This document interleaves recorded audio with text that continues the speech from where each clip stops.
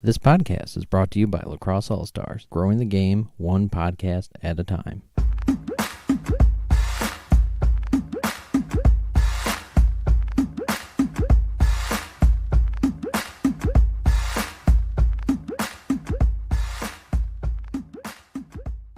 Hey everybody, welcome back to another edition of the Know the Game podcast. I know it's been a little bit of a time off, but that's all right. We're back rolling again and got some more great interviews coming up. So, the way we're going to start things off now is, once again, we're going back to our LaxCon interviews. As you know from some of the previous episodes we did, that's a great time for me to catch up with a lot of people. Since I do like to do my interviews in person, it does make getting some of these scheduled, especially during the lacrosse season, a little bit tougher. So LaxCon winds up being a gold mine for getting in front of some people that I don't normally get to see. This week is my interview with Mitch Belial. So Mitch Belial, as many of you know, recently retired from the MLL with the Boston Cannons. Before that, he was in the NLL. He retired a year earlier from that with the Georgia Swarm. And he is a past member of Team USA, both indoor and outdoor. And before all of that, he was a graduate of Cornell, so he's a big Red alum. So you could say that, Mr. Belisle played a little bit of lacrosse here and there. Now he is with Trilogy, a company that he's with Ryan Boyle, Bill McLone, as well as a few others. They do some excellent work. So he's still very active in the lacrosse world, as you're going to hear in our interview. I'm not going to bog down this pre-interview talk too much more, so let's get right into the interview with Mitch Belial. We are here with Mitch Belial at LaxCon. Mitch, welcome to the show. Thank you. It's you caught me towards the tail end of a very busy and fun weekend. All right, so now that you're nice and tired, we can ask you the fun questions. My vocal cords are warmed up though, so it works both ways. All right, now why don't you take like a minute or so? Just what's your quick background? What's your connection to lacrosse? Sure. So I grew up as the son of a Coast Guard officer, so we bounced around quite a bit growing up, and we ended up in Maryland when I was in fourth grade. And so everyone I knew I was always an athlete, playing all different sports growing up as a young kid. And Serena Park was kind of like you played lacrosse. And so I jumped on board right away and played rec for a year, then played for the big dogs, I think also a rec team, and then tried out for travel in seventh grade and got cut and made the B team. Oh, so you got that like pseudo Michael Jordan story of getting cut when you're a little bit too young. Yeah, you know what? I did make the B team, so I got cut from the A team, made the B team, which is the right spot for me. I ended up actually moving to Massachusetts after eighth grade, and so lacrosse really fell off there. They had just started a youth program. My parents actually helped fundraise and start the high school program in Bourne High School, which is where I was. So down near the Cape. Exactly, on the Cape. And then between 10th and 11th grade, I moved back to Serena Park. So hockey took a back seat and lacrosse became at the forefront. So jumped right back in and hadn't really had the polishing of the skills that all my Serena Park teammates had, but had continued to develop as an athlete. And so I was really lucky. I had a amazing coach, Mitch Belial, who saw that in me and helped mold me and shape me. I played midfield at the time, by the way. I was a midfielder all through high school and then switched to defense when I got to Cornell. Of course. So what's that change like? Because that's something that a lot of people do, change positions, but doing something like that at Cornell, I mean, when you were at Cornell too, they were a good team again. Like that was, those were some, pretty quality programs they had put together. So why don't you talk a little bit about, trying to make that switch at that level?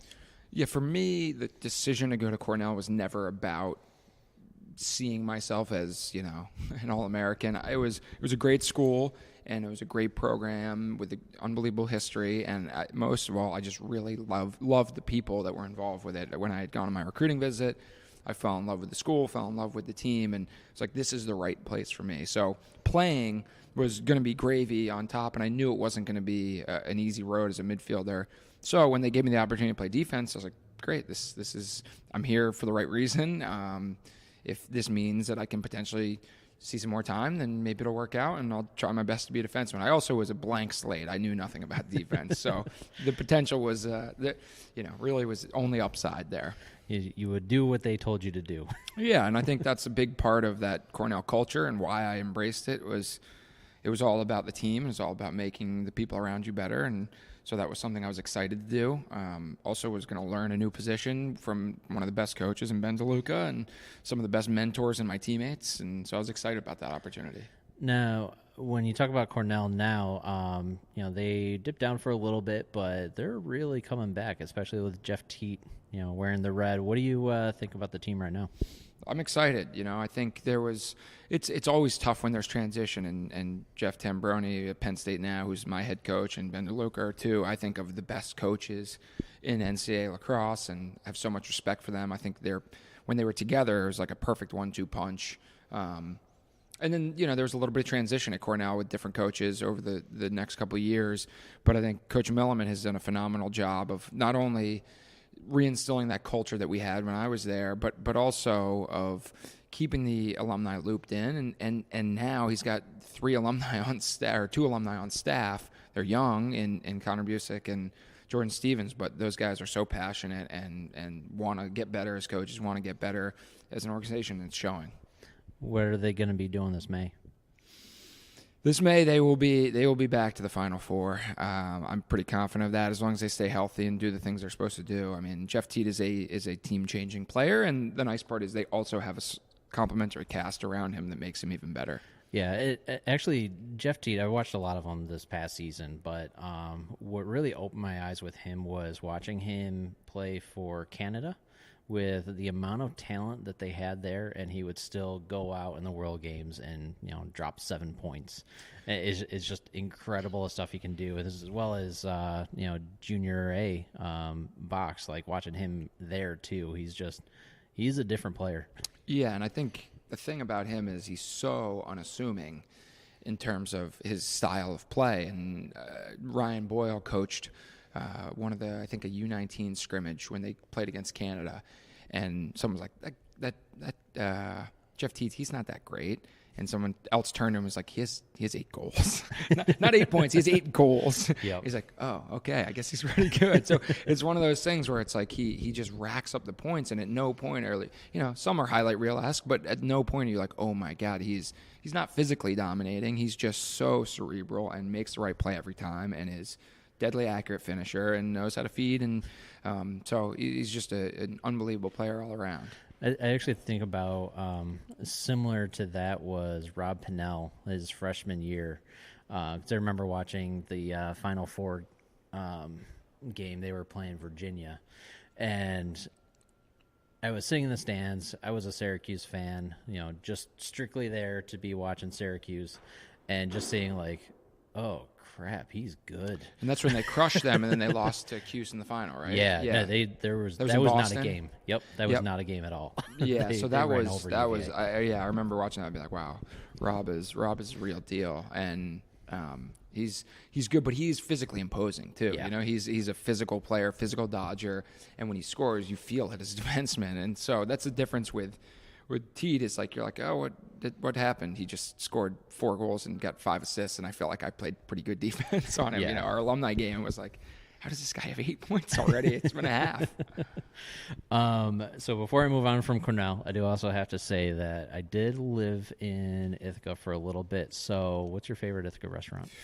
Ooh, that's now is definitely different. Now is definitely different from college, because I've learned some things since living in New York City about eating better food. I would say Aladdin's is one of my go-tos, and Christian Schupbach is an Ithaca guy who's a great guy. His dad owns it, and it's just, you're always going to get great Mediterranean food at Aladdin's. Yep. Aladdin's is a good one.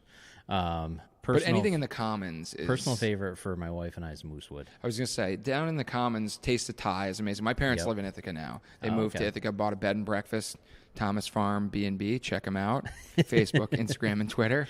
But No, the Ithaca community is amazing, and the Moosewood is obviously famous. But there's a lot of good stuff going on down there. But it's also changed a lot since I've been there. The other good thing that I just loved about Ithaca was the farmers market. I don't know how much you did as a student, because that's more of a summer thing. I've learned about farmers markets probably in the last 5 or 6 years. So. That's a place where you're there for food. Most farmers markets, you go there, buy produce, all this sort of stuff like that. One, you go there to eat, and it's a great place. So line that up with an alumni visit at some point this summer. We'll do. I'll have my parents, go there and peruse the booths. All right. So moving on from Cornell, you played for a number of years. I don't know off the top of my head, but NLL 12 and MLL. 12 MLL, and I believe 9 NLL. Yep, because you retired from the NLL before MLL. Correct. So I was 1 year difference. And then I also didn't play NLL in 2014 during the World Game, when we had the World Games that year.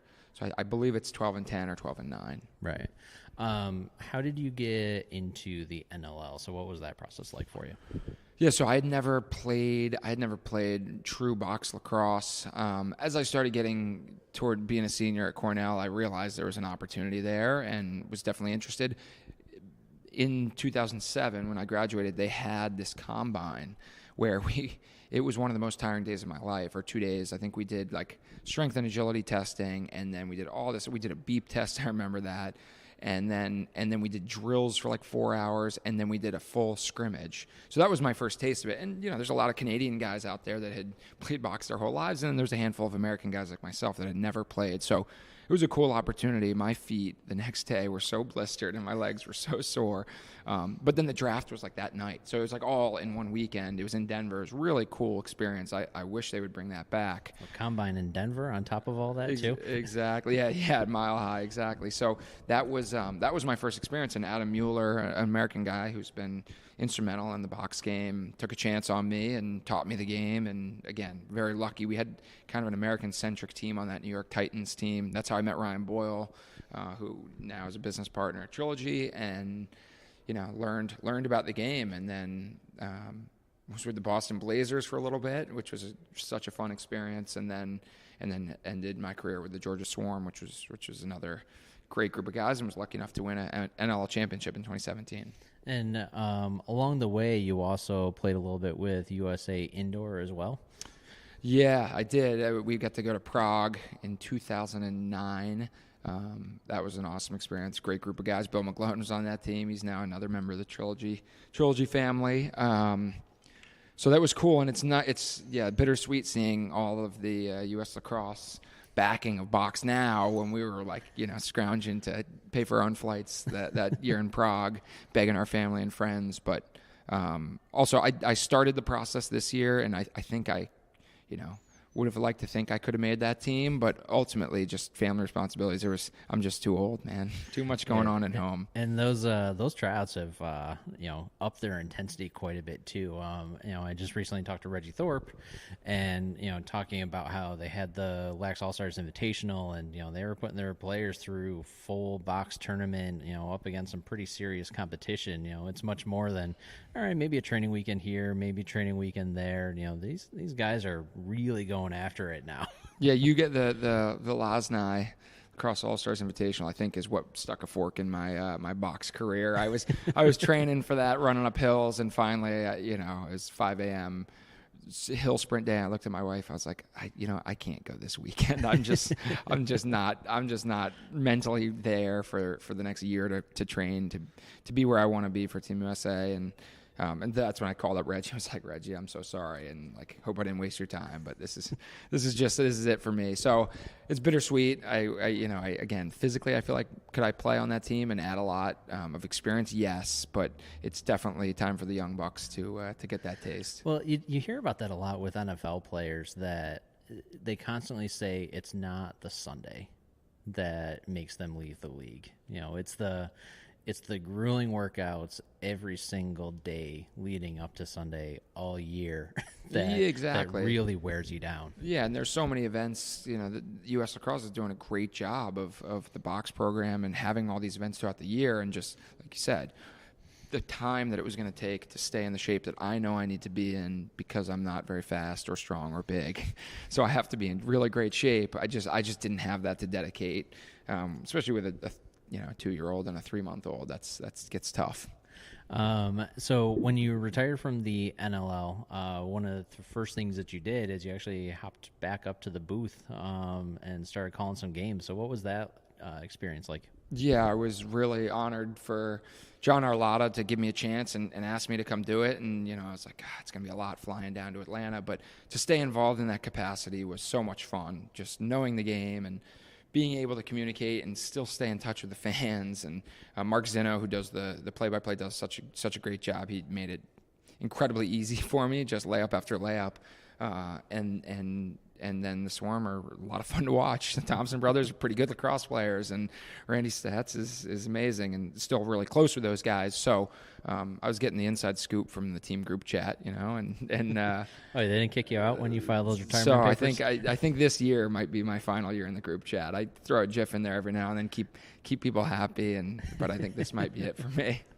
What is it like jumping up and trying to call a game versus having spent so many years at floor level? Maybe obviously you watch film too, but how do you look at the game differently when you're trying to just provide the color of what's going on? Like, what are the types of things that you're looking for? First, no one is cross-checking me while I'm doing it, so that's helpful. But no, I think the little plays that fans probably don't understand, and on all the elements that go into making a play happen. Sure, when Lyle Thompson dodges down the alley, dives across, and shoots and scores, is that beautiful and amazing? Yes. And could you talk about that? Yes. But oftentimes it's an amazing seal by his teammate that opens up that lane, or it's the cycling on the lefty side with Shane Jackson, cutting the back door and occupying his man that opens up that space for him. And those are the kinds of things that I think, especially as a defensive player, I can start to see developing early, and that's what I think helps the fans understand that this is more than just putting the ball in the net. This is a team effort. This is a sport that is really beautiful and pretty amazing when it works seamlessly. What are the things you look for as a former NLL defender to actually know if a defense is doing things well and if individual defenders are doing things well? So what are some of the things you look for there? Yeah, on the defensive end, it is so much more of a feel, which is crazy. Like the offense, again, there's a rhythm to it, but you can sense it pretty quickly based on the ball movement and some like more tangible things. Defensively, when guys are talking, communicating, and supporting each other, there's a flow to it, and it really is like hard to describe, and that makes it a challenge. But I think there are elements individually, defensively, when guys are really not sitting back on their heels, but being aggressive in a contained way. When they do get beat, supporting each other and then getting back to their man. Those are the things. We run a box program, the NJ Sixers, that we try to instill in the kids, and it's trying to pack 12 years, 10 years of knowledge into an hour and a half practice sometimes makes your brain hurt, but you start to see them getting little edges in their games. That's exciting. Yeah, it's funny because a lot of the things that I try to tell teammates to try to do when we're playing box are things that I don't even think about when I'm actually watching an NLL game. All the small things of just trying to disrupt picks and all this. Cutting the middle. Cutting the middle is the hardest concept to teach kids, but it is the cornerstone of offense in box. You have to cut the middle with your head up and be ready for a pass, and then you got to go find a back and open up a teammate. And it's like I probably said that sentence. I've been coaching box this year for the last 7 weeks. I've probably said it 500 times, maybe 600 times. The kids are probably sick of me saying it, but they're starting to do it now, and that's where it's rewarding to see that and things open up. Like the other we scrimmaged the other week, and we had a kid cut the middle just like he was supposed to, except he wasn't looking for the ball, and he's wide open, and someone fed it to him, and it went right past him. I'm like, you did it, but now you got to do the rest. So it's been fun. All right, so if you jump over to the outdoors, you just finished up your MLL career. You had a nice little retirement ceremony along with former Big Red Max Sebald. What's your impression of playing MLL?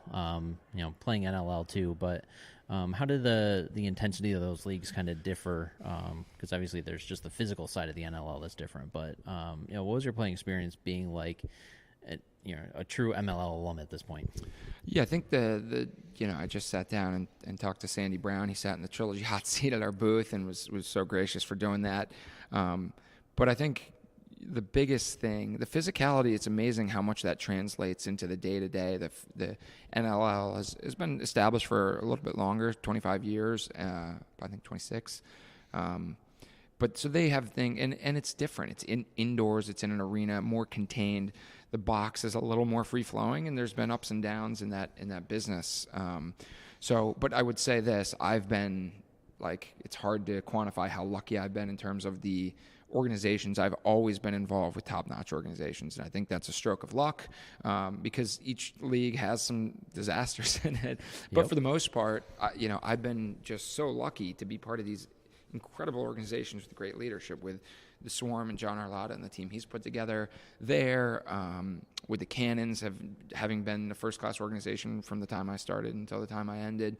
The LA Riptide, which was who I was drafted by, it was just such a top-notch group of guys. And so that element of things, I've just been lucky there, and I don't have much bad to say about either experience because of that.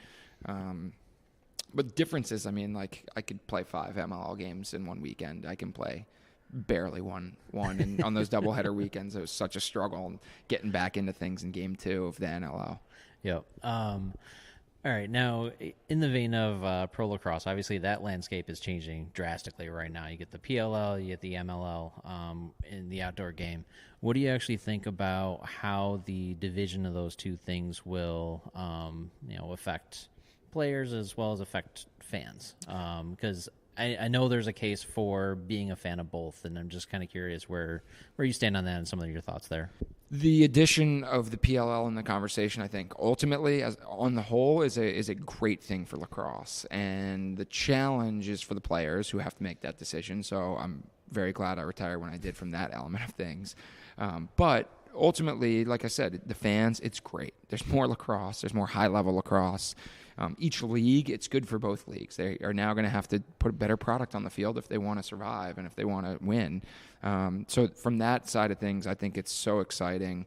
But it'll be interesting. There are definitely different models. You have the individual player-focused element of the PLL, really promoting each individual player, and then you have the team base of the MLL. Some traditionalists are definitely bigger fans of the traditionalist model, and some younger fans might be bigger fans of the individual players. As a stay-at-home defenseman, I don't have much to offer by way of being a individual highlight reel kind of guy. So it'll be interesting. I'm just excited that there's so much, really, that the sport is being pushed forward, and so I give a lot of credit to Paul for throwing that challenge down and making everyone all ships have to get. All high tide rises all ships, raises all ships, something along those lines. So there's a high tide of lacrosse right now, Ryan. So one of the things that I do think about from a player perspective, I'm just kind of curious, is the amount of airport time when you don't have the home. For some people it doesn't matter because you're traveling to your home field anyway. But I was wondering if you had any thoughts on that tour model and how do you view that just from a player standpoint? It's funny you brought that up. I got an email from Delta last week, 2 weeks ago, saying that I had gotten... Are you okay? saying that I had gotten bonus miles and bonus qualifying dollars based on my Platinum credit card, and I was readmitted into the Gold Status Club, so I was very fired up about that. Thank you. So that's my latest achievement. Stay a gold member with Delta. But no, it's funny. You mentioned that. I say that jokingly, but I spent a lot of time in airports over the last 10, 12 years, and it's kind of weird not being in airports. And you get into a rhythm, and there's elements of it I really actually like. You do get some quiet alone time to whether do work or read or do some different things. But at the same time, it is a grind, and it's a lot. And being away from the family is the hardest thing for me, having 2 small kids and my wife. But yeah, that's the other element that, if I was having to decide between ML and PLL, going to a different city every weekend, at this stage in my life at least, would be a tough challenge for me. If you're young and you're looking to explore the country, man, is that a good experience and a great way to do it. if you're a little bit more settled, that's going to be a challenge for some of those guys. So it's funny. It's like both leagues and both models offer a little bit for everybody. Yeah, like you said, it's not an easy decision, and a lot of the players I talked to it was not a slam dunk of switching or not. It was there's a lot to consider here. week 11, 12, and a new city. You interview some of those guys, I think you're gonna get some fatigue there in terms of just like, where am I? Who am I? Yep. No, it's definitely going to be interesting to see, and I'm kind of excited to see, how that model does wind up, panning out as the season goes on. If nothing else, they've done a phenomenal job of obviously securing some top players and building buzz. Paul, got to give him a ton of credit in the buzz that he's built around it, so people are excited. So now that's got to convert into audience and maintain that. But he's certainly got people talking. Yep. Including us.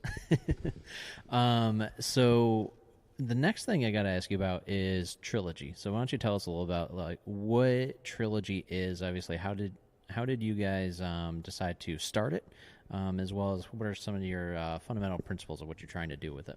Sure. So Ryan Boyle and Rob Lindsay, two Princeton graduates, actually founded the company in 2009. They started it as an education company running camps. And they ran a small camp in Bayhead and then expanded it to some other camps. I joined in 2000 and full-time in 2011. So I was the third full-time employee in our Brooklyn office with Ryan and Rob. And we've adapted just like the game has adapted. We started out purely in education, so camps and clinics. Then we got into the club team world and grew pretty big, had 9 different clubs across the country, and ultimately realized that we are certainly stronger as an events company over the last few years. And so now we run tournaments. We run a spring break training event out in Arizona for the boys and Nevada for the girls. We've got 30 teams coming across 3 weeks. We run tournaments all summer. We run tournaments in the winter. In the spring, we have a box tournament. And then we do have a couple local teams, with the NJ Diesel being a club team based out of Essex County, New Jersey, and then the NJ Sixers. But the keys for those are we are there. We're there. We're involved. We're seeing the kids, seeing the families, and that's where we realize we can do it well when we're there. And so that's kind of high level what we do. And then the camps and the clinics have remained in a different capacity. We run these Future Aces, which are high level overnight camps. All these club players just play club now, and we still believe so much in that overnight camp experience, getting away, getting to a college campus, learning from all these different coaches, getting your specific skills better by position. And so we do that with the highest caliber middle school players in 4 regions. We do New England, we do the East at Baltimore, we do the South in Atlanta, and then we do the Midwest out in Ohio. So that's been really fun. Those are some of my favorite camps. And then we run a few other high-level events, our Academic Aces and our ICE program for boys and girls, that allow us to really work with those top-notch high school players. But again, asking about what do we care about, we want to find the right fit for players when it comes to high school. So we're not saying that every single Division I college coach is going to be at our events. We're saying we are going to help you find the best fit for you scholastically, academically, and then socially and lacrosse-wise. So that's our core tenet, is like we want to help kids develop as lacrosse players and as people, and then find the right fit for them, because lacrosse, for most people, is not going to be, it's going to be a hobby. It's going to be something they build friendships from. It's going to be learning life lessons. It's not going to be a career. So use that to find a school and a career that you love. I feel with the colleges that you guys went to, that education component has to be a pretty central part of it. Absolutely. Yeah, Princeton, Cornell, West Point. So we've got some good representation there. But Georgetown with Nick Morocco coming on board, Bill McGlone's Maryland grad. We won't hold that against him though. But no, we've got a great team, and like you said, education piece, that's first and foremost, and that's frankly what parents want. That's what they want for their kids, and it's going to really dictate a lot of those kids' lives. Yep. With Trilogy, what do you try to do from an education standpoint? Because you have a lot of coaches with a ton of experience, but when you got someone like Ryan Boyle sitting in your office, he's got like one of the best offensive minds out there. How much do you try to say, like, this is the type of offense and defense we think is best for kids to learn, and how much of it is, no, we're hiring the good coaches, you guys coach what you think that player needs? So our curriculum, Trilogy KYP curriculum, we try to utilize that in everything we do. And like it sounds, it's KYP. It's not one size fits all. KYP is know your personnel. So we need to know if you have 4 fat attackmen, right? You're not going to be having those guys initiate every time unless they can find a way to get to the cage. If your middies can't beat anyone one-on-one, you're probably not going to run a 1-4-1 with a midi up top, right? So it's all about knowing and understanding the players and the programs that we're working with and fitting the pieces around there. And then from there, it's really just teaching the fundamentals. I did a discussion on sliding, and there's 50 questions coming out about like, what about in this situation or this situation? I'm like, maybe. It depends. It depends. The real answers are like teach the fundamentals, stick to the core principles, and then fit them into your system. And that's what we've definitely focused on. Right. And that's actually an interesting point that it kind of brings up the experience that you were talking about before, too, of trying to squeeze in so much of your own personal experience into, a half-hour discussion with a player is that's why playing so much matters is when you slide. Well, it sort of depends. Like, who am I guarding?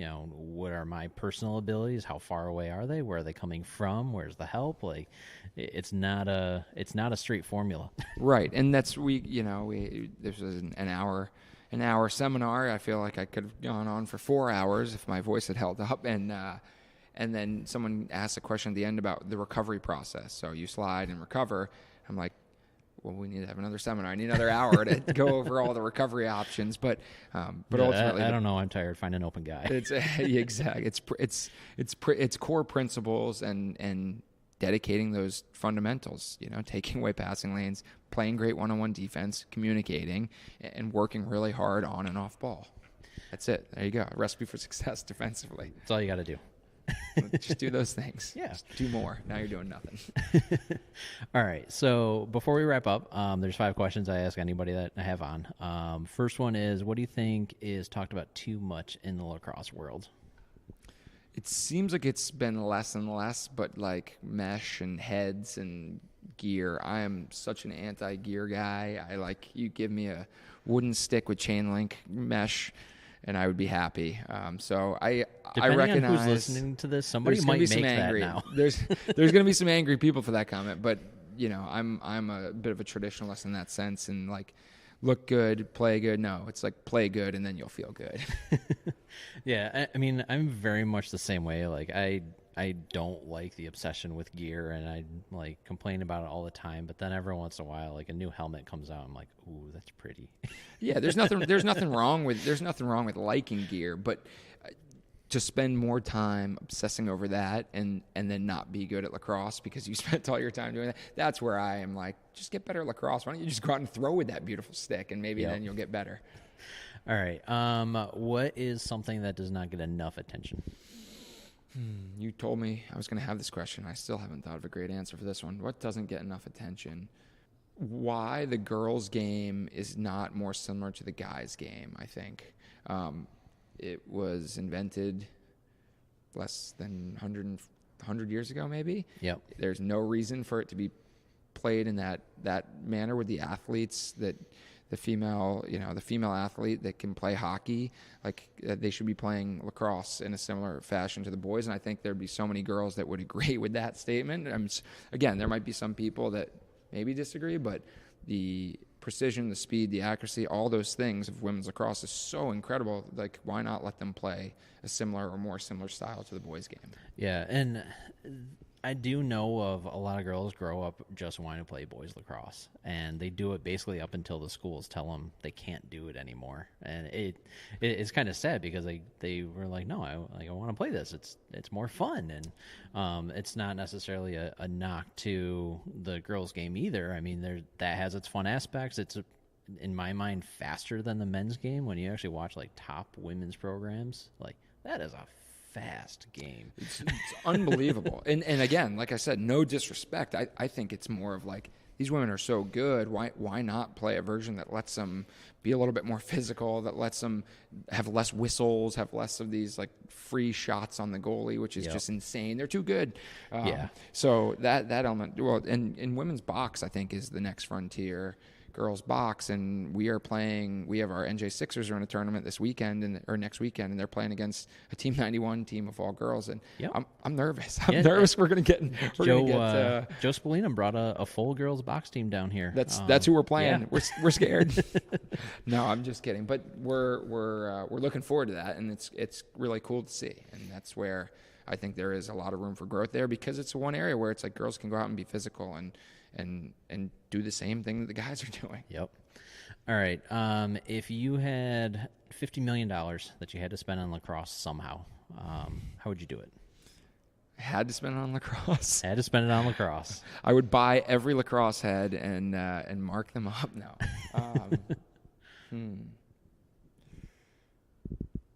I think I would build a massive, like my best ever Trilogy Lacrosse state-of-the-art facility with 20 lighted turf fields. All that $50 million, that might run out of money right there. With somewhere with dorms for kids to stay, with our offices, with an exercise facility, with 3 indoor pads, and then a bunch of outdoor fields. That would be and 1 to 2 full indoor fields. So that's my lacrosse playground. I would build that where you could run tournaments, camps, clinics, everything you want in one place. You could host tournaments there. Also do small group training, that kind of stuff. That would be my lacrosse heaven right there. Box field, everything. I could spend some time there. Yeah, you're welcome to open an office in there. All right. Studio. What is something funny from this past week? This past week, our hot seat booth has been nonstop comedy. We've been asking kids questions that range from science to math to lacrosse, and some of the answers have been hilarious. Has there any been really just the mitosis? People don't know about mitosis enough. The splitting of cells. Oh, stages. Yeah. See, it's a tough one. I blanked on. I absolutely blanked on that one. I'm not going to lie. Biology is way in my rearview mirror. But I think the funniest. Yeah, I'll leave it at that. Watch the Trilogy Instagram, and you'll see some of the highlights from our hot seat. There's some good stuff in there. All right, and the very last one is, what was the last lacrosse game you watched for fun? I was coaching our box team at a tournament, and I could have just not watched, so I watched some of the box games. But I would say the true one that I sat down and watched was the Wings versus Buffalo Bandits. I think it was maybe the season opener. Oh, it was a season opener. I watched that game, which was a lot of fun, seeing my buddy Trevor Baptiste get his first game and seeing Matt Rambo scrapping it out there, and Jordan Hall and Kyle Matisse, guys that I played with last year. It was really fun. And from the outset, I was like, oh, this is trouble for the Wings. And then they came back and made it a great game. So that was exciting to watch. I like it. So before we wrap up, where can people find information about you, Trilogy? Where do they go? Yeah, TrilogyLacrosse.com, and then our social media channels pretty much at Trilogy Lacrosse for all different mediums. So, all right. Well, thank you very much for taking some time out of your weekend here, and let you go rest your vocal cords a little bit too now. Great. Thanks, Ryan. Thank you.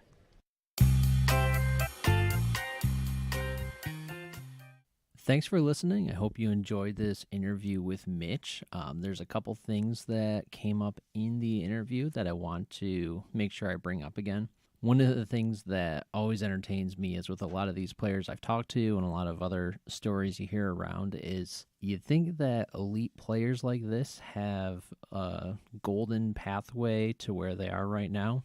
A lot of them actually had lots of little bumps in the roads, and I kind of like how Mitch brought up getting cut in 7th grade and making the B team. Like he said, that was the right call for him at the time, and sometimes that's what you need in order to get the playing time.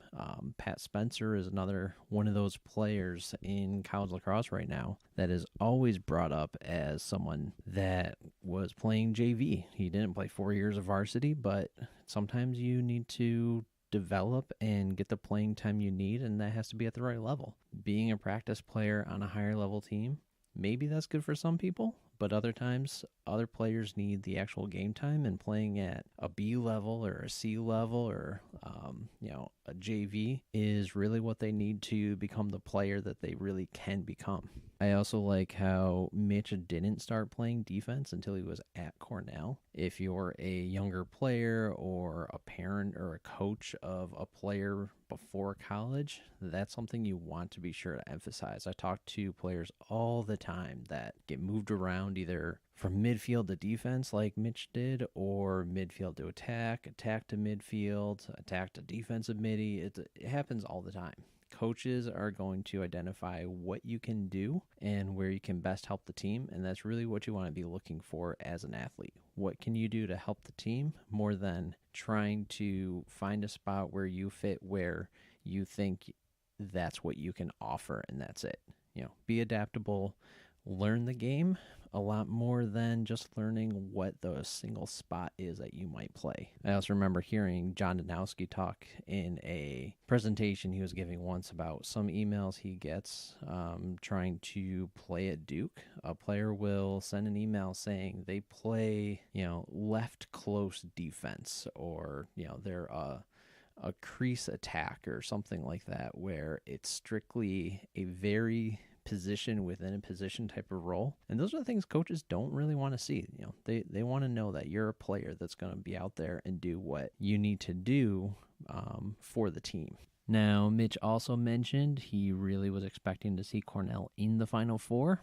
As you know, if you're listening to this now, they did not make the tournament. I think that they were, by RPI, that maybe the first team out, so they were close. And I can't say that I was going to argue much with Mitch until that decision came down. Cornell was probably not to the level that they wanted to be this year, but they were definitely pretty close, and they were a dangerous team all year. So we won't give him a bad knock for that one. And then with the Cornell, we jumped into some Ithaca discussion. I'll give another shout out to the bed and breakfast, the Thomas Farm Inn, I think it was called. And if you are in the Finger Lakes area, you can't get much more Finger Lakes than hopping around to B&Bs while you're wandering around the Ithaca area. Ithaca, Watkins Glen, Penn Yan, Seneca Lake, Hugo Lake. Great area to be in the summer if you have the chance. And also, I mentioned Moosewood as my favorite food spot in Ithaca. Really, my favorite dish comes from a little tiny sushi place right around the corner from Aladdin's. And they have this thing called the Super Bowl. It's one of the best sushi dishes I've ever had in my life. So I'll give that a little shout out too. But before we wrap up, I just want to make sure you have a chance to go check out trilogylacrosse.com. Again, like Mitch was mentioning, they do all sorts of programming, both boys lacrosse, girls lacrosse. So definitely go give them a look and make sure you're in tune to what they are up to. Other than that, I have some more great guests for you on the way, so I'll get some more podcast episodes out here for you and get these running through the rest of the year. On that note, we will catch you next time.